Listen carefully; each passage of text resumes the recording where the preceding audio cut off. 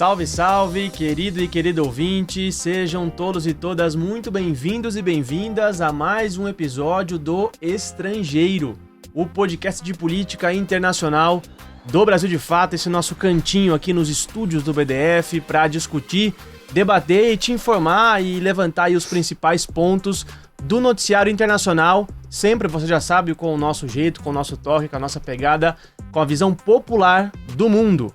Eu sou o Lucas Stanislau, coordenador de Inter aqui do BDF, e não tô sozinho, e hoje não tô sozinho mesmo aqui nos estúdios, tá aqui comigo o fiel escudeiro, companheiro de bancada, editor de Internacional do Brasil de Fato, Rodrigo Durão. E aí, Durão, como é que você tá? Muito prazer, Lucas, um prazer estar aqui com você, com o ouvinte aí do Estrangeiro, para mais uma edição. Capítulo número 15 dessa aventura internacional que o Brasil de Fato tá iniciando, né? Iniciou no final do ano passado e que a gente vai continuar fazendo toda semana, toda quinta-feira, às 10 horas da manhã, com a nossa equipe de correspondentes no mundo, lugares como Pequim, na China, Caracas, na Venezuela, Havana, em Cuba, e também em Moscou, onde a gente tem repórteres que trazem pra gente notícias, uma visão interna do que está acontecendo nesses lugares, e a gente discute os assuntos mais importantes do noticiário internacional. É isso aí. O Estrangeiro, só lembrando o ouvinte que pode ser acessado nas redes sociais do Brasil de Fato, YouTube, no Instagram, no Facebook, além de plataformas de áudio como o Spotify, Lucas. É isso aí, Durão. Lembrando que a gente tá ao vivo aqui no YouTube do Brasil de Fato, então manda sua mensagem, interage com a gente, manda aí sua sugestão, sua pergunta, não só aqui no YouTube, mas se você estiver ouvindo a gente na sua plataforma de podcast, deixa aí seu comentário, que a gente sempre vai estar atento ao que você tá dizendo, ao que você tá falando, porque a gente quer que você venha fazer o programa com a gente e ajude a gente a quebrar essas fronteiras aí que separam os povos e provar que o estrangeiro é aqui e é em todo lugar. Rodrigo Durão, o tema dessa semana é um tema urgente, como a gente vinha dizendo aqui nos bastidores há alguns momentos. A gente vai discutir um pouco os perigos do avanço da extrema-direita que conquistou espaço, né, na política institucional da Alemanha, mas também que avança em outros lugares do mundo. E a gente vai discutir um pouco se esse reflexo do que acontece na Alemanha pode impactar outros países do mundo. E hoje aqui, um estúdio bem recheado de presenças ilustres aqui, com calor humano aqui nos estúdios. Muito calor humano, que mostra a força também da nossa equipe, né? Contando com a presença aqui do nosso repórter de todo dia, Leandro Melito. E o Leandro vai falar pra gente, mas antes disso, dando um pouquinho de contexto para quem tá ouvindo, os alemães foram para as urnas no domingo, eleger legisladores, porque lá é um parlamentarismo, e eles foram eleger os representantes que vão, na próxima legislatura, formar o governo, decidir o que vai acontecer. E o que chamou a atenção, como você disse, foi a votação expressiva, inédita. Inédita não, mas fazia muitas décadas que não acontecia isso. Da extrema-direita. Extrema-direita que na Alemanha preocupa um pouco mais ainda do que na maioria dos países, por causa do histórico alemão. A última vez que um governo de extrema-direita na Alemanha assumiu o poder foi em 1933, com o tal de Adolf Hitler. Então existem motivos para que se tenha um pouco de cautela e acenda alguns sinais vermelhos essa votação expressiva que representa uma quantidade significativa, 1/5 de cada eleitor alemão escolheu a extrema-direita. E para falar um pouco mais sobre isso, o repórter do Brasil de Fato que cobriu esse tema, Leandro Melito. Olá, Leandro, tudo jóia? Olá, Durão, olá, ouvintes, tudo bom? Estamos aqui trazendo, né, os resultados das eleições, comentando um pouco sobre a gravidade desse cenário, que é bom também a gente lembrar que as eleições alemãs foram antecipadas, né, justamente por conta da votação no ano passado do Parlamento Europeu, que teve um crescimento muito grande da extrema-direita, e não só a Alemanha, né, a gente teve também eleições na França, é bom lembrar, com a extrema-direita também ali forte. E agora na Alemanha a gente teve então, como o Durão bem colocou, o crescimento da extrema-direita. Eles conseguiram, o partido AfD conseguiu aí 20% dos votos, é praticamente o dobro do que eles conseguiram nas eleições anteriores e, claro, gera muita preocupação. A principal pauta que eles trouxeram foi um sentimento anti-imigração, a campanha deles toda foi baseada nisso. E o que preocupa muito é porque os vencedores, né, os conservadores da CDU, eles ganharam aí com 30%, mas eles também estão levando essas pautas anti-imigração, eles também estão abraçando esse tema na Alemanha. Qual que é a grande preocupação nesse momento, né? A CDU precisa, como a gente colocou, né, a Alemanha é um sistema parlamentarista, e para formar o governo, os conservadores vão precisar de fazer alianças. E o que está colocado? É o risco da aliança com a extrema-direita, que foi a segunda maior votação. Então, o Friedrich Merz, que foi, né, o candidato líder vencedor... do CDU, né? O líder, o provável futuro primeiro-ministro, chanceler da Alemanha, né? Exatamente, Durão. Ele falou durante toda a campanha, reforçou e até agora tem mantido de que não vai fazer aliança com a AfD, não vai se aliar com a extrema-direita, mas existe esse temor, né, se caso ele tenha dificuldade em formar o governo, se ele vai manter essa promessa. Mas o que está colocado agora? O que está colocado é que ele iniciou nessa semana as conversas com os social-democratas, o SPD, que foi o principal derrotado, vamos dizer, ficou em terceiro lugar, mas teve uma votação muito baixa, né, historicamente a pior votação aí desde da democratização aí alemã, e o que traz preocupações, mas ainda assim tá ali com 15%, é uma força expressiva e pode ajudar a formar o governo. Então o que está colocado é esse diálogo. Já teve uma reunião do Merz com o Olaf Scholz, né, que foi o candidato, né, que era o atual chanceler da Alemanha e derrotado nas eleições, então eles já começaram a discutir e eles estão tentando colocar uma pauta comum, e dentro dessa pauta está o tema da imigração, que foi inclusive divergente entre eles durante as eleições. Então eles vão ter que achar aí um meio termo para conseguir compor esse governo. Essa eleição alemã, ela teve vários marcos históricos, né, que a gente pode e vai com certeza levantar e discutir aqui no episódio de hoje, mas como eu adiantei no começo do episódio, a gente está aqui com mais presença aqui nos estúdios do BDF, porque afinal de contas esse episódio também é histórico na história do nosso podcast, porque pela primeira vez a gente tem uma bancada toda presencial. Então eu faço questão e tenho a honra de receber e apresentar aqui para vocês a nossa analista, Stephanie Brito. Weatherby. Stephanie Weatherby Brito, exatamente, o sobrenome completo da nossa analista. Stephanie, bem-vinda ao Estrangeiro, ela que é integrante da Assembleia Internacional dos Povos. Stephanie, bem-vinda mais uma vez ao Estrangeiro, obrigado por estar aqui com a gente. E quero já te fazer a primeira pergunta, acho que é a pergunta mais que está aí nas nossas caras, né? A grande dúvida, o que explica esse desempenho da AfD, da extrema-direita? Como é que a gente pode traduzir os motivos pelos quais a AfD chegou onde chegou a ser a segunda maior força da Alemanha? Bom dia, gente. Fico muito feliz de estar aqui de volta. Bom dia, bem-vinda. Volte sempre, Steph. Obrigada. Bom, eu acho que é importante voltar para o passado um pouco para entender por que a AfD tem crescido tanto. E nesse sentido, eu acho, não voltaria para o 33, nem para o 45. Eu acho que é importante a gente voltar para 89, 90 e 91. Porque quando é destruída a República Democrática da Alemanha, o que é a Alemanha Oriental, né? A Alemanha Oriental, exatamente.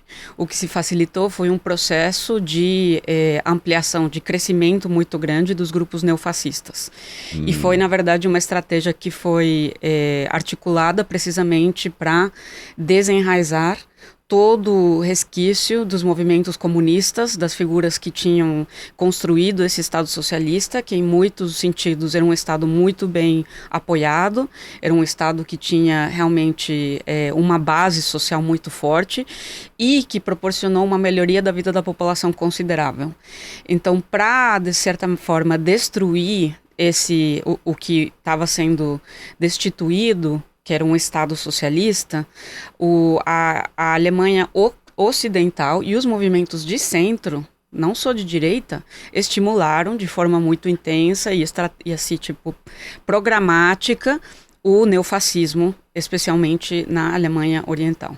É curioso isso, Steph, porque o CDU que é o partido da Angela Merkel, que agora o Merz é o representante, havia colocado isso há décadas, dizendo que não existiria partido na Alemanha que ficasse à direita deles próprios. Conservadores, de direita, e eles seriam, digamos, os últimos em termos do espectro político, né? E isso mudou completamente. Mas eu não acredito nesse discurso do centro, porque, por um lado, a gente sabe que o fascismo é um sintoma da crise do capitalismo. A gente já sabe disso, mas em todos os casos onde a extrema-direita ou o fascismo tem surgido, seja na Alemanha, seja na Índia, nos Estados Unidos, o próprio Brasil, o centro tem sido conivente, o centro tem alimentado. Por quê? Porque para o centro a extrema-direita é melhor do que a esquerda. Então, e muitas políticas são as mesmas, né? Sim, mas exemplo, além da questão da política, além da questão de ter uma certa afinidade ideológica em certas políticas, a direita sempre foi alimentada com uma espécie de choque contra a esquerda. Isso foi muito claro na Alemanha. E foi a mesma coisa com Hitler, se a gente lembra-se. A articulação do nazismo era para criar uma base que enfrentasse o comunismo, que nesse momento histórico na Alemanha estava bastante forte, estava muito enraizado na população, tinha organização forte. Então, eu acho que esse é uma das explicações. Não é à toa que quando os nazistas colocam fogo no Reichstag, culpam justamente os comunistas para criar esse pretexto aí, o Rio Centro da Alemanha, né? Antes do Rio Centro. Exatamente. Stephanie, é legal que você trazia a Alemanha Oriental, porque já era aí uma segunda parte da minha pergunta. A AfD teve a sua votação mais expressiva em territórios que conformavam a antiga Alemanha Oriental. E a gente vê muita análise aí, alguns veículos de direita, alguns analistas de direita, né? Alguns veículos mais liberais, dizendo, olha, isso pode ser um resquício, uma herança do caráter autoritário do regime comunista da Alemanha Oriental, né? Eu queria te perguntar, o que explicaria esse desempenho da AfD nesses territórios que conformavam a Alemanha Oriental?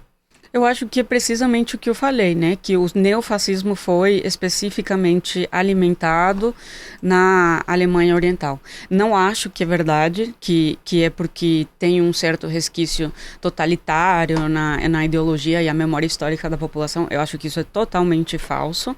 Eu acho que isso é um discurso liberal para tentar, para continuar deslegitimar qualquer governo, estado de esquerda que tenha governado. E eu acho que é aquilo que eu falei. Agora, eu queria colocar outra coisa para falar de maneira geral sobre o crescimento da extrema-direita na Europa. Eu acho que é muito importante nós pensar que durante os últimos 30 anos, aproximadamente, a Europa tem se submetido totalmente à política externa dos Estados Unidos. Não só no plano de segurança do continente europeu, mas também no plano econômico. E tudo isso tem gerado uma piora considerável da vida da população europeia. O campo liberal europeu, que é todo o centro e também os social-democratas, eles têm sido aliados dessa política externa dos Estados Unidos. Ao ponto, e o melhor exemplo é a Alemanha, mas já digo, a população europeia tem sofrido toda uma série de políticas de austeridade que, a diferença das políticas de austeridade do resto do mundo, também estão vinculados ao fato de que o seu orçamento público tem sido imposto ao orçamento da prioridade à indústria armamentícia, ao orçamento bélico. Entendeu? Essas políticas de austeridade, principalmente desde 2008, quando teve aquela crise, né, que a União Europeia colocou políticas como obrigatórias para vários países, né? Mas além dessas políticas econômicas, nesse período atual, eles têm sido obrigados, como membros da OTAN, de assumir certos gastos militares que não tornaram o continente mais seguro e também fizeram com que outros serviços sociais e públicos que a população precisa foram negados. Agora, com o fato de que a guerra na Ucrânia não está sendo vitoriosa, desde o campo OTAN, Estados Unidos, e o fato de que o Trump entra recentemente para dizer, olha, essa política estava toda errada, a gente não vai continuar.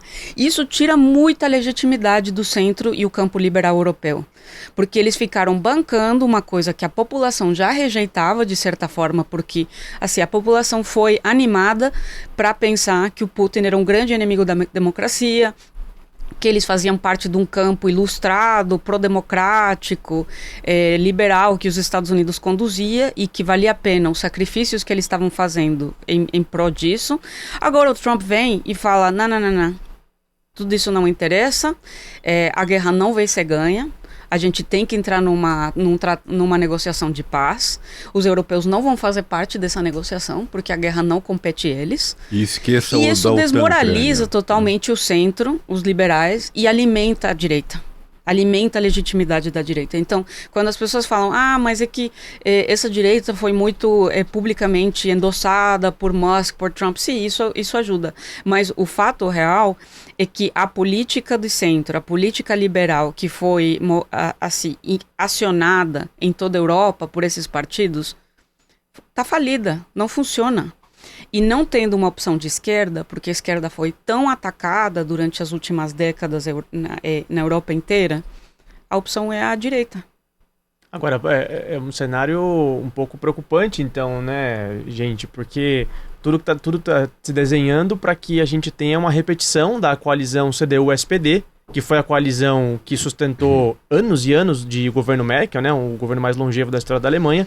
E se esses dois partidos, direita e centro-esquerda, né, que é representado pela SPD, estão nessa falência moral de valores políticos, o risco da extrema-direita crescer durante o governo CDU-SPD é ainda maior, né? Eu queria falar sobre isso.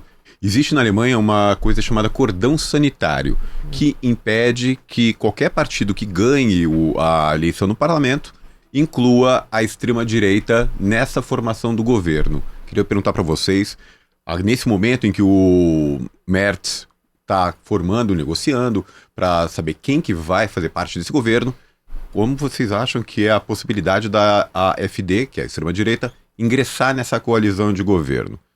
Você vê alguma possibilidade disso acontecer? Olha, Durão, no momento eu não vejo essa possibilidade. Essa semana a gente teve no encontro, a Stephanie também estava ali na ENF, na Escola Nacional Floresta Fernandes. Eu conversei com uma Francisca, uma representante do Zetkin Forum, que é um fórum alemão progressista, né, um think tank político. E a avaliação dela é de que os conservadores não devem, nesse momento, se aliar com a AfD justamente porque eles estão incorporando as pautas da extrema-direita no governo, né? O Merz está abraçando toda a pauta que a AfD levantava e ela até fez, assim, que ela comentou como uma piada triste, né? Não é uma piada feliz, mas que se a AfD chegasse no poder não ia ter nada mais para eles fazerem porque os conservadores já estão fazendo tudo o que eles propõem. Então, nesse sentido, eu não acredito que vá haver essa aliança formal para a formação de governo. Estão assumindo alguma das agendas da AfD, porque afinal de contas a AfD teve uma votação expressiva, né? Tem ali um certo apoio da população. Agora, Leandro, e a esquerda? Como é que a esquerda se saiu nessas eleições? Porque a gente sabe que também que a esquerda radical, né, reunida ali no partido de Link, teve uma votação expressiva também, né? Teve, Lucas. Isso foi a grande surpresa, né, da reta final da eleição, porque o Die Linke, ele aparecia ali nas pesquisas com 4% dos votos, e aí é muito importante dizer que no sistema alemão você precisa no mínimo 5% dos votos para você conseguir assentos no parlamento. Então, eles começaram a disputa não conseguindo votação suficiente, mas eles cresceram muito durante a campanha, eles fizeram uma campanha muito forte, um apelo principalmente entre o eleitorado jovem. Eles foram o partido mais votado pelas pessoas com até 25 anos na Alemanha, isso é um dado importante. Eles conseguiram 8%, quase 9% dos votos, ou seja, dobraram, né, aqueles votos que eles tinham ali no começo. E isso é marcado muito por uma posição contundente contra a AfD, contra a extrema-direita. O partido, a Die Linke, que é a esquerda, né, a tradução para o português, tem a liderança deles, né, uma deputada jovem de 36 anos, a Heidi Reichnick. Ela fez discursos muito contundentes no parlamento, né, ela usou esse espaço dela como parlamentar também para se posicionar enfaticamente contra a extrema-direita. E aí eles também trouxeram pautas muito caras à esquerda, assim, pautas tradicionais de esquerda, como combater a alta dos preços dos aluguéis, alta do preço dos alimentos, assim como aqui no Brasil, né, a gente está tendo um problema, eles também estão, então uma pauta forte deles da campanha foi por essa questão do custo de vida. Agora, trazendo de novo, né, uma avaliação assim, do Zetkin Forum, é de que apesar dessas pautas clássicas de esquerda internas, né, que dizem direito à política alemã, no campo internacional, ainda as pautas que o Die Linke abraça hoje, né, para fora da Alemanha, de política externa, elas não são exatamente alinhadas com o que a gente aqui no Sul Global espera como pautas de esquerda, né? Então, assim, a questão palestina, a própria questão da Ucrânia, assim, gerou muitas divergências, inclusive teve um racha aí anterior, né, em 2023, o partido BSW, que também é um partido de esquerda, fundado com a liderança da Sara, ele nasce de um racha com o Die Linke. Sara o quê, Leandro Melito? Pô, Durão, essa eu vou deixar com você, Wagner. Eu sei que o seu alemão é muito melhor que o meu. Como é que é, Steph? Wagnet? Wagner. A gente brincava aqui, ouvinte, que antes do episódio, que quem não errar um nome hoje no episódio de hoje não tá certo, né? Não tá porque certo, tá um dos mais difíceis. Lê, eu queria aprofundar essa questão da esquerda também na Alemanha, mas antes, só pra gente dar bom dia aqui pros nossos ouvintes, né? Tem muita gente aqui se manifestando no YouTube, dando bom dia aqui de Bragança Paulista, de Itapira, interior de São Paulo, então bom dia, pessoal. E também no Instagram a gente recebendo aqui algumas mensagens, obrigado por informação clara, de qualidade, saudações de Portugal e de Taraucã, no Acre. Lá no Brasil. Olha Então, só. muito diversificada a nossa audiência. Muito Quero dar bom. bom dia, lembrando que a gente está recebendo aqui o repórter internacional, Leandro Melito, e a Stephanie Brito, da Assembleia Internacional dos Povos. Aliás, eu queria perguntar pra Steph o que ela acha disso. Você acha que a extrema-direita vai integrar o governo ou não? Dá pra ter um palpite? Eu acho Sólido? que não, Não? que não. Mas eu acho que porque atualmente a CDU não precisa necessariamente integrar a direita. Pra mudar a Constituição, talvez, né? Precisa de uma maioria qualificada para propostas de PEC. Mas eu não acho que eles vão incorporar. Porque eu acho que seria uma contradição muito grande do que eles vêm falando, não que eles não tenham se contradito antes, mas eu queria fazer um comentário também sobre o Die Linke. Eu acho que o Die Linke é um partido que, infelizmente, apesar de ter uma herança comunista, é um partido que foi se vendendo totalmente para, como eu falei, tudo que é as políticas estadunidenses. É muito preocupante que hoje não tem nenhum partido no parlamento alemão que se opõe à OTAN. Porque a Alemanha tem perdido... O BSW da Sara seria esse partido, né? Sim, mas ele não ganhou a maioria necessária para integrar mínimos, o parlamento. Né? Poucos votos. Então... Isso é muito preocupante porque o que realmente está preocupando o eleitor alemão é tudo que tem sido consequência da guerra na Ucrânia. É uma das pautas centrais, embora não seja articulado dessa forma. Então, a Alemanha está vivendo uma recessão econômica e também um processo de desindustrialização que é muito grave. Por que é isso? Assim, simplificando bastante, porque o preço do gás aumentou radicalmente agora que não está comprando gás da Rússia. Não tem outra fonte de gás racional assim, que faça sentido para a Alemanha que não seja da Rússia. Então, embora a Alemanha economicamente se beneficiaria muito com o fim da guerra, com o fim das sanções, com a reabertura de relações comerciais com a Rússia, todos os partidos, de certa forma, estão numa linha irracional de defender a continuação da guerra. E eu acho que o Die Linke também, nesse sentido, é muito decepcionante por isso. O Die Linke ganhou, em grande parte, porque ficou o único partido que não tinha um discurso anti-imigrante.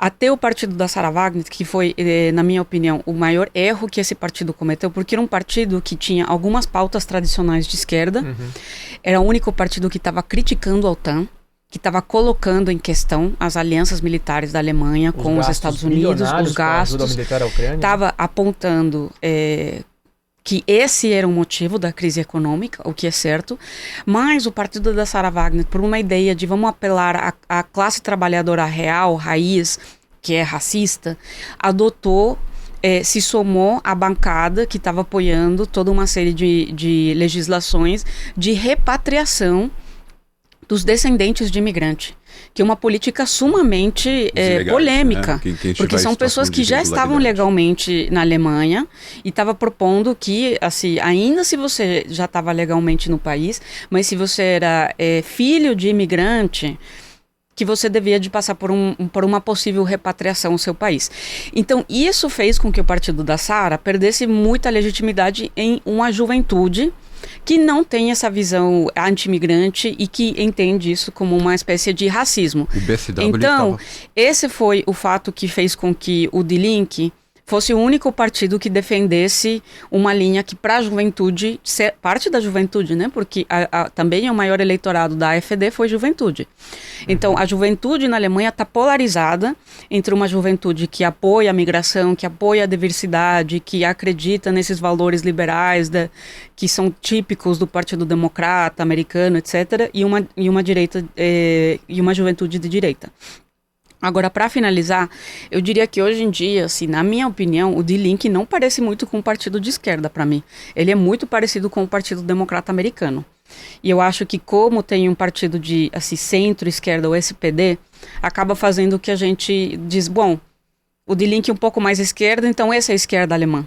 Mas eu diria que hoje, assim, no panorama político alemão, não tem esquerda. E ficou muito... Não tem esquerda, assim, tipo... Eles apoiaram a guerra na Palestina. Sim. Eles fizeram muito pouco em relação à persecuição que está acontecendo na Alemanha, muito intensa, dos ativistas e militantes palestinos.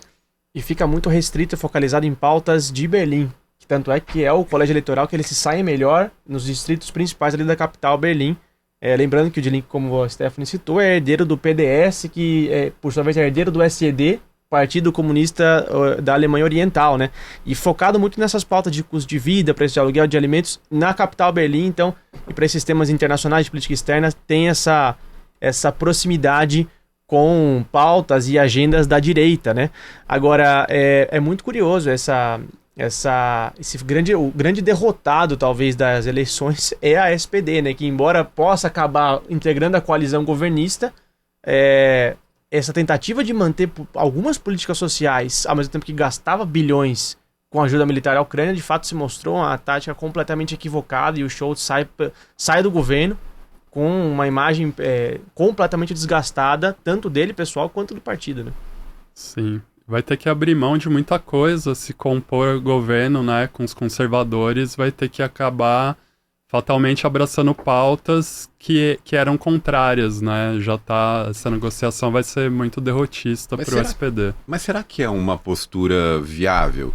Agora a gente pensa na AfD fora do governo, olhando de fora, sem sujar as mãos, sem se comprometer ideologicamente, criticando, vendo que quem compor esse governo vai ter que necessariamente trair parte dos seus valores ideológicos, porque vai ser uma muito diversificada, muito ampla, muito irrestrita essa nova conformação de governo, e a AfD não vai fazer nada disso. Ela vai ficar numa posição muito privilegiada de camarote, criticando e possivelmente crescendo. Você vê essa boca do jacaré crescendo também, essa tendência a aumento de popularidade da AfD no futuro, pelo fato de não estar sujando as mãos? Na verdade, eu acho que a extrema-direita ela se dá muito melhor como oposição do que como uma parte do governo. É interessante, analisando a política da AfD, ela se parece muito, muito com os movimentos de direita, tanto o bolsonarismo como o MAGA nos Estados Unidos. Primeiro, ela utiliza o espaço do parlamento muito menos para avançar uma agenda legislativa, mas para criar fatos que colocam a posição dela, para polemizar, para criar uma polêmica na sociedade. Gosta de bagunça. Propõe coisas que sabe que não vai ser... que não tem como aprovar. O Trump fez a mesma coisa, ele vive fazendo a mesma coisa. Segundo, usa uma linguagem que ataca toda a oposição deles como corrupta.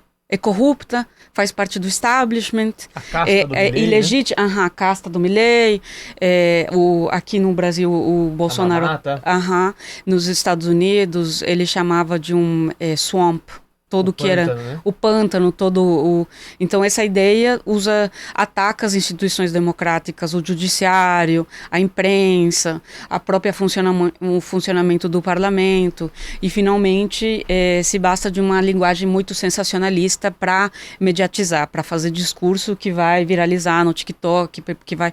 Então, para ele ser oposição, eu acho que não é tão grave. É bom para ele ser oposição. É bom para ele ser oposição, na minha opinião, porque eles continuam, sabe, assim, tipo... Porque eles não têm uma agenda... O que a Francisca falou é verdade. Se o CDU está fazendo o que eles já tinham pautado, de certa forma, como prioridade, que é uma política profundamente anti-imigrante, que é manter toda a relação íntima com a OTAN e com todo esse tipo de processo de, sabe, de vilificação da Rússia, etc., é tranquilo. Então eu acho que para eles ser oposição funciona de certa forma bem. Eu acho que eles tendem a crescer nesse lugar.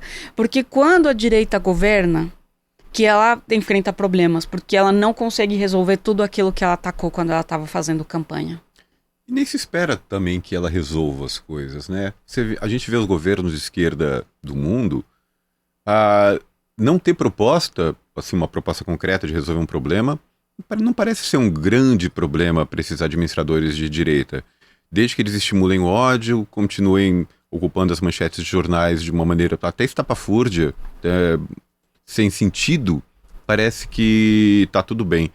E a gente está vendo isso um pouco com o Trump nos Estados Unidos, que é o maior exemplo disso. E como você falou, Steph, o Trump chegou e falou, tá tudo errado na guerra da Ucrânia, vamos mudar tudo, tudo que vocês acreditaram esses anos todos não vale para nada, esquece da OTAN, Ucrânia, vamos fazer diferente, vocês não estão convidados para decidir o que vai acontecer, falando para os europeus, né? E além disso, anunciou ontem tarifas de 25% sobre produtos da União Europeia. Queria saber de vocês dois, você, Steph, você, Leandro, como é que fica essa coisa com os Estados Unidos, essa relação? Vocês acham que tem jeito? E se não tiver, o que vai acontecer? Bom, tem algumas teorias que colocam que o que o Trump está tentando fazer é reorientar a política externa do país para focar muito mais na China e tirar do foco esse enfrentamento com a Rússia.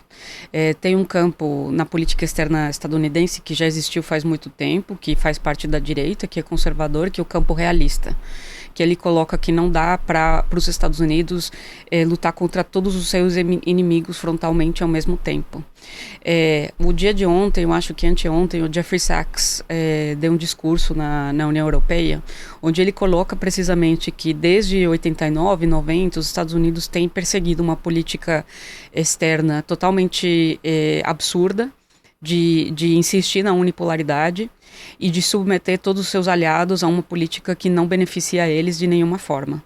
Eu acho que é evidente para algumas pessoas mais racionais entender que isso é insustentável. Assim, uma hora a corda vai...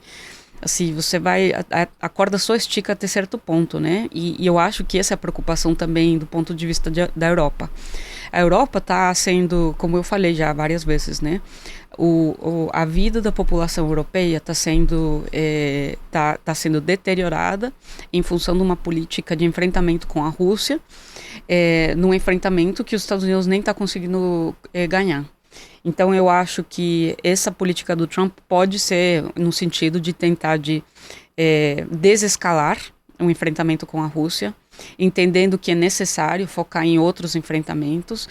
E parte do que essa teoria do campo realista tem falado durante muitos anos é precisamente que os Estados Unidos tentar de enfrentar a China e a Rússia ao mesmo tempo, com a mesma intensidade, que ia ocasionar uma unidade dos dois e aproximar eles. Eles iam formar uma aliança. Entre Rússia e China. Isso. E o que tem se comprovado é que isso realmente aconteceu. E que teria sido mais inteligente enfrentar um e não o outro para evitar que eles formassem uma aliança. Então é possível que é isso que o Trump está fazendo atualmente. Só que isso deixa o campo que apoiou a política estadunidense na Europa totalmente desmoralizado. Totalmente. Eu acho que isso continua, se essa política do Trump continua, realmente ela se materializa, eu acho que vai ocasionar uma reorganização do campo político europeu. Porque essas forças de centro, essas forças liberais que apoiaram esse discurso de vamos exportar a democracia para o mundo inteiro e a Rússia é autocrática, etc., já não tem aval dentro com os Estados Unidos. Vão ter que se reinventar ou vão ter que ser substituída por outros campos políticos, que hoje quem está mais colocado para substituir eles é a extrema-direita. E vale a gente lembrar que esse movimento de Washington, que a Stephanie está explicando, tem um precedente histórico, quando então o secretário de Estado Henry Kissinger costura ali a aproximação do governo dos Estados Unidos com a China, né, com a China de Mao, no governo do Nixon, se não me engano, para justamente isolar a União Soviética ali nos anos 70, né? Então agora seria o contrário, né? A aproximação com a Rússia para isolar a China. É curioso esses movimentos cíclicos da história, né? A gente segue recebendo aqui saudações dos ouvintes de Santa Maria, de Rondonópolis, no Mato Grosso, e a Helena de Portugal diz que a extrema-direita de lá é igualzinha, que eles elegeram 50 deputados que têm trazido vergonha no discurso parlamentar. O Chega, né? O partido Chega, né? O Chega com exclamação, né? Que Chega com exclamação. O logo deles tem a exclamação. O André Ventura, amicíssimo do Jair Bolsonaro, né? Mas aí, para os ouvintes que estão acompanhando pra gente, eu queria lembrar que essa semana o Brasil de Fato estreou um site novo. Exatamente. Todo repaginado, aí com interações e editorias e coisas novíssimas aí para você, querido leitor. Então convido a você a ir acessar o brasildefato.com.br para ter acesso aos nossos conteúdos e verificar ali as nossas novas abas, nossos novos recursos ali no nosso site que estão imperdíveis. A gente sabe que no momento como esse de crescimento da extrema-direita, crescem também as desinformações, as chamadas fake news, as mentiras, né, em bom português. E a gente está aí fazendo bom combate no jornalismo, com informação séria, de qualidade, comprometida com uma visão popular do Brasil e do mundo. Então, de novo, te convido a acessar brasildefato.com.br e conferir aí nossa homepage repaginada para 2025 e para os próximos 20 anos e quem sabe muito mais. A gente tem muito conteúdo para te passar e para te entregar, né, Durão?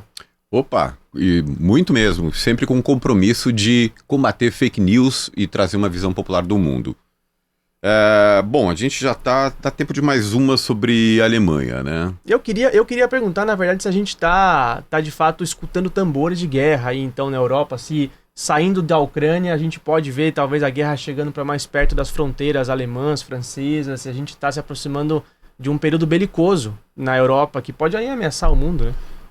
Lucas, queria só também trazer mais um elemento pegando a fala da Stephanie também, que é a posição do Merz. Por enquanto ele declarou que a Alemanha deve manter independência de Washington, né? Então, isso foi uma resposta aí do Merz. Lembrando também que o Elon Musk apoiou abertamente, né? Participou de um comício da AfD, deu um apoio explícito aí. Então, isso obviamente deixa marcas assim. Mas principalmente a questão da Ucrânia, né? Esse novo posicionamento dos Estados Unidos de esvaziar a OTAN, de deixar a Europa por conta própria, vamos dizer, né? Então isso tem gerado movimentos, um deles é essa declaração do Merz de que não, a gente precisa se fortalecer, e dentro desse discurso de independência de Washington, entra justamente um discurso dele de se militarizar, né, da Alemanha voltar a investir num poderio bélico, e aí eu acho que sim, a gente começa a ver um cenário de países se fortalecendo, se preparando para um possível confronto. Você vê isso, Stephanie, em relação à Alemanha? Confronto entre quem? Olha, o ministro da Defesa do Scholz falou no meio do ano passado que a Alemanha deveria estar pronta por volta de até 2029 para ser capaz de botar tropa combater uma guerra. Isso já deu um sinal, uma indicação de como a Alemanha estava se preparando, na administração anterior ainda, para uma vida pós-OTAN, segundo muitos analistas que viram isso como um sinal de que os tempos estavam mudando. Você vê a Alemanha, você vê o fim da OTAN, um fim, digamos, sendo catastrófico, o fim da União Europeia, a Alemanha e outros países europeus tendo que se virar sozinhos, sem o apoio militar dos Estados Unidos? Eu celebraria totalmente o fim da OTAN. Mas você acha que é 100%, possível? Com certeza. E eu acho que não há, essa ideia de que sem a OTAN a Rússia vai invadir a Europa é uma das maiores falácias, mitos, inventos da própria OTAN. A OTAN só tem militarizado o território europeu e provocado guerras e intervenções não só dentro do continente europeu, mas também no norte da África. Não teria, eu acho que essa ideia de que só a OTAN está nos defendendo de uma possível invasão, sei lá de quem, protegendo dos migrantes africanos, protegendo dos bárbaros slávicos, é um discurso até racista que a OTAN tem promovido. Mas eu não acho que a OTAN sendo extinta é uma possibilidade atualmente, porque por mais que o Trump está falando que, enfim, que a Europa tem que se bastar por si só, etc, etc, isso não quer dizer uma descomposição automática da OTAN, primeiramente. Segundo, a gente não sabe quem que vai vir depois do Trump. Então, um processo de total desconstrução do Trump não vai acontecer em 4 anos unicamente. E ele só pode ter 4 anos, lembrando que ele não pode ser reeleito. Exato. E eu acho que essa ideia de que vai ter uma guerra no continente europeu sem a OTAN, gente, eu acho isso totalmente falso. Eu acho isso... E é esse o discurso que se usa para defender a presença militar dos Estados Unidos e a ingerência dos Estados Unidos no continente europeu.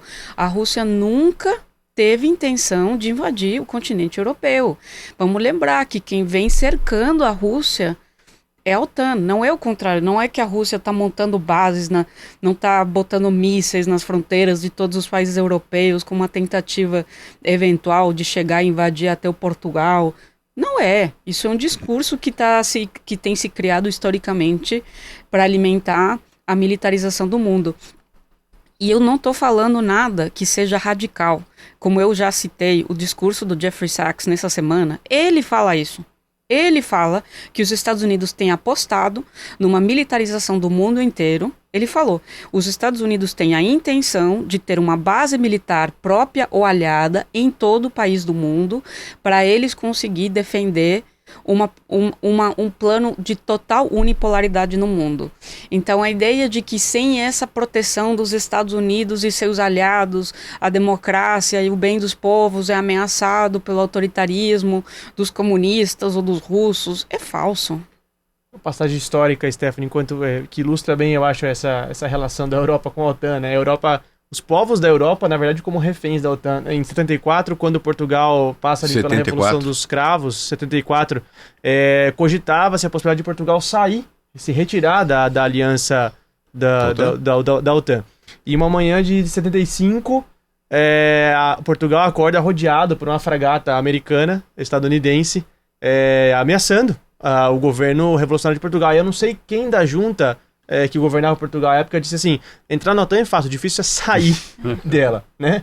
Então, assim, uma implosão da OTAN, de fato, pode ser o único caminho para enterrar e lapidar essa aliança que tanto mal já causou para os povos do sul global também, que a gente sabe do intervencionismo delas, né? Os alemães queriam só pagar mais barato pelo gás, vão ter que pagar um exército inteiro, né? É isso. Para custodiar ali o Nord Stream, né? O gasoduto ali que traz gás russo para a Alemanha. Que fim terá Zelensky, né? Volodymyr Zelensky, presidente ucraniano, que agora até de ditador já foi chamado por Donald Trump. E o Zelensky fazendo cada vez mais concessões, né? Querendo manter os dedos, talvez? Será que conseguem manter dedos nessa altura do campeonato? Mas é muito ruim o que tá, assim, eu nunca vou defender o Zelensky, tá? Mas, assim, aquele discurso do Trump onde ele diz, você que ocasionou essa guerra porque você nunca optou pela diplomacia, você não fez a sua parte para evitar... Gente, os Estados Unidos provocou essa guerra.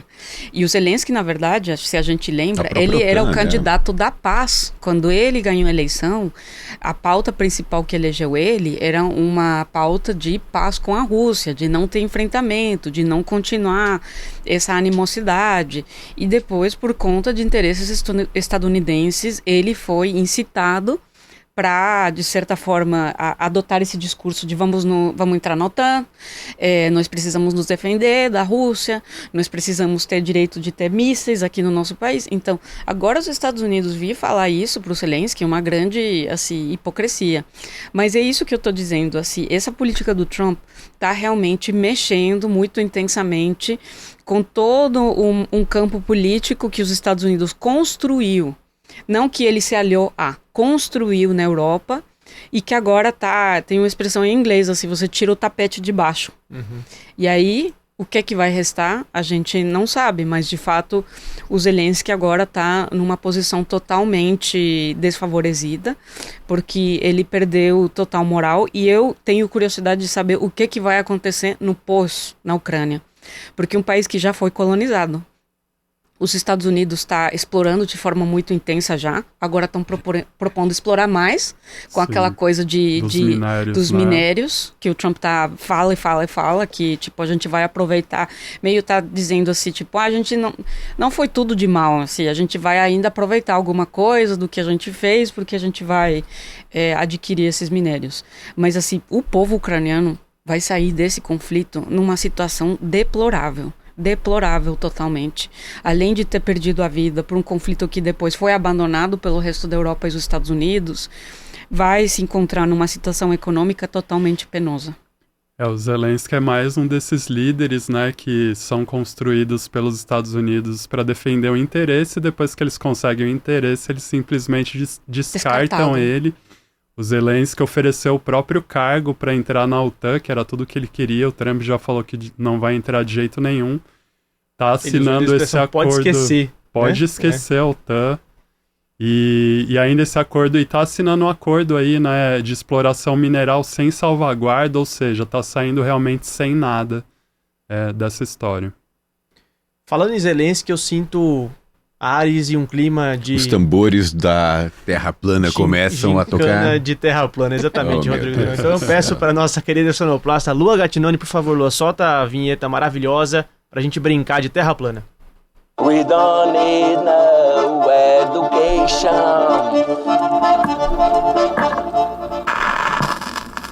A Terra é plana. Então tá bom.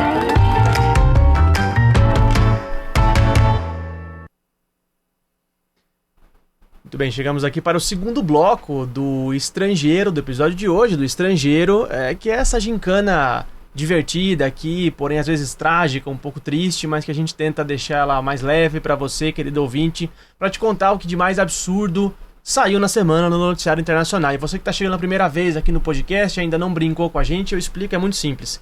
Cada um de nós, eu, Durão e Leandro, vamos trazer aqui a notícia mais bizarra que saiu na semana e a gente vai de maneira saudável e amistosa, tá? Já vou adiantar aqui, por favor, que eu sei que o Melito é um pouco competitivo. Brincadeira. A gente vai competir e quem escolhe quem merece o troféu Terra Plana, a notícia mais bizarra, é a nossa convidada, a Stephanie. Então, Melito, primeira vez aqui no episódio, cara, As honras? O Melito vai ser o primeiro? Eu já acho que ele deveria fazer as honras, não é isso, Durão? Não tá na nossa Constituição Eleitoral aí? Acho que tá justo. Convidado, né? Estreante no episódio, no podcast. Em vez de levar ovada, é o primeiro da fila aqui. Lê, o que aconteceu de mais louco na semana? Bom, então, vou trazer aqui um fato, né, que eu diria do epicentro da Terra Plana. Eu acho que assim, eu acho que é uma forte candidata, né, que é a notícia do Donald Trump, né, esse personagem da cor da camiseta aqui de Rodrigo Durão. Da sua também, né? Que ele trouxe o vídeo que ele apresentou, né? Para as pessoas que tiveram o desprazer de ver esse vídeo. Eu também queria muito desver esse vídeo, eu não consigo. Mas vou ter que falar sobre ele, que é um vídeo feito com inteligência artificial, mostrando aí o que o Trump imagina para o futuro da faixa de Gaza, né? Ele já anunciou o interesse dos Estados Unidos em tomar conta, né, dessa região, mas aí ele fez um vídeo assim, difícil de descrever, né? A gente tá vendo palavras aqui, às vezes. Você que tá ouvindo a gente pelo Spotify, ou seja, só o áudio ou qualquer outra plataforma, vale a pena procurar esse vídeo. Tá na página do Brasil de Fato, mas essa... É impressionante, né, Leandro? Gente, esse vídeo tem tantos elementos muito de agitação que eu até acredito. As Essa mulheres parte onde dançando de tem... barba. Não eram mulheres, eram homens. O Donald Eram Trump, homens. quando ele com essa dançarina, eu acho uma das piores partes do vídeo, assim. Mas eu uma acho coisa, que esse assim, vídeo, assim, poderia ter sido criado por Hamas como um vídeo de recrutamento, sabe? Tipo, tudo que os Estados Unidos representa, tudo que o Ocidente representa na nossa região. Porque... Como uma ameaça, né? Exatamente, Mas é porque extremamente representa toda uma ofensivo. série de elementos que são profundamente ofensivos. E não só Olha assim, isso. para as organizações da palestinas ou da, sabe? Mas assim, para todo o conservadorismo da região, é um vídeo profundamente ofensivo. Até no Dubai, assim, onde existe, sabe, uma cultura de ostentação muito intensa, não tem isso. Steph, vamos contextualizar um pouquinho Vamos para quem descrever umas imagens. Vamos descrever. Durão, por favor. Primeiro, Gaza arrasada. Isso. Uma família palestina saindo de Gaza arrasada no Atravessando um túnel, túnel.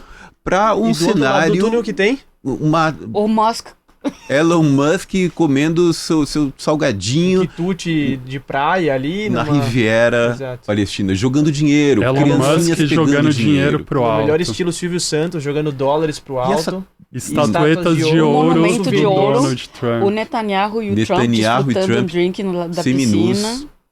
E na legenda diz What's next, né? O que vem pra Não, isso- melhor tradução. E eles não têm Stephanie, nenhum que é o mês de próximo, governo. Né? O que vem lá, né? Mas isso só alimenta a resistência. O que interessa Olha, a todos os extremistas. Eu vou perguntar pro Durão e vou dizer o meu Terra Plana só pra cumprir a tabela aqui, porque eu acho que esse aí, de fato, É dureza, é né? o mais já ganhou da história do estrangeiro. Durão, Eu o que acho- você trouxe Eu acho que esse daí corre o risco de ser o vencedor do ano. do ano? Né? Tem Mas muito o ano está potencial. muito começando, a gente não tem nenhum mês de administração Trump, né? Então vamos... Não, temos. Olha, eu também não vou... O Terra Plana que eu trouxe é bem menos interessante que esse, mas ainda mostra o modus operandi da extrema-direita. O Trump se reuniu essa semana com o Macron, o presidente da França foi visitar, o presidente dos Estados Unidos, e lá pelas tantas o Trump chegou e soltou assim, aleatoriamente, super gratuitamente, falou que o ouro dos Estados Unidos, que é guardado no depósito de ouro da cidade de Fort Knox, tipo não é a Casa da Moeda, mas é um depósito militar hiper seguro, ele soltou assim a informação de que acha que milhões de toneladas desse ouro teriam sido roubadas. Roubadas por não se sabe quem, como, quando. É verdade, você tá rindo, Steph. Macron também riu. Quando ele estava do lado do Trump, Macron começou a rir, e o Trump sério. E daí o Trump falou, eu vou lá com o Elon verificar se tá mesmo, se alguém roubou esse ouro. Ou seja, o presidente dos Estados Unidos dizendo que ele precisa ir lá pessoalmente com o seu amigo, o Elon Musk, verificar se o ouro tinha sumido ou não. É o tipo de recurso, alegoria, direcionada para uma faixa de entendimento cognitivo bem baixo do eleitorado do Trump, na minha visão. Queria saber também, não queria saber nada, só queria colocar isso aqui porque é um sintoma da Terra plana que nada faz sentido. Quem né, entrou na caixa forte do tio Patinhas e levou suas moedas de ouro. Pois é, o Trump tem que ir lá pessoalmente buscar. Nos bastidores eu comentava, né? O Trump tá se sentindo pelo menos um pouquinho igual o Nicolás Maduro, presidente da Venezuela, que de fato teve suas reservas de ouro roubadas pela Inglaterra no banco inglês por sanções dos Estados Unidos, né? Então, um dia, um pequeno fragmento de sentimento de roubo Também de ouro. Que ser roubado também, né? Muito bem, agora, pra E terminar você, de cumprir a Lucas? tabela aqui, vou trazer Trump também, não tem como. Hoje foi trinca de ases de Donald Trump. Fontes israelenses, do governo israelense, disseram ao jornal The Guardian e à CNN de um presente um pouco inusitado que o premier Benjamin Netanyahu teria dado ao seu homólogo estadunidense, Donald Trump. Um pager, o aparelho pager, que tão famoso aí nos anos 90, como nos anos 2000, que usava pra te chamar, me liga, tô precisando falar com você dava O um bip. toque ali o famoso bip, um pager dourado. Claro, uma representação de um pager, né, de ouro, ali emoldurado, dizendo, olha, presente para o Trump de seu querido amigo Benjamin Netanyahu.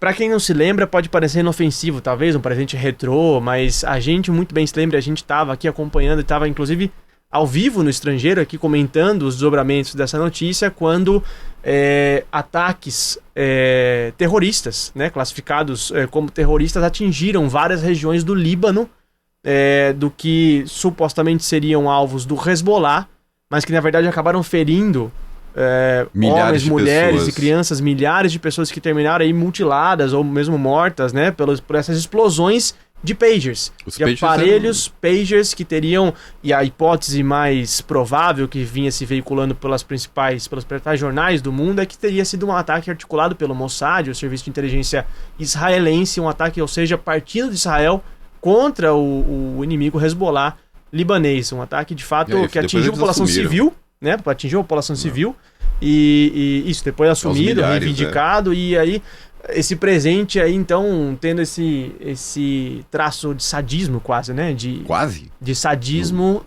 por parte do Benjamin Netanyahu, presenteando o Trump com esse instrumento de terror. A extrema-direita nunca para de nos surpreender, né? De fato é chocante, Durão. Stephanie, com essas três... É que é difícil porque eu acho duas dessas notícias... Bom, as três são ridículas. Duas são muito indignantes, o pager e o Gaza do Trump, mas esse é muito engraçado.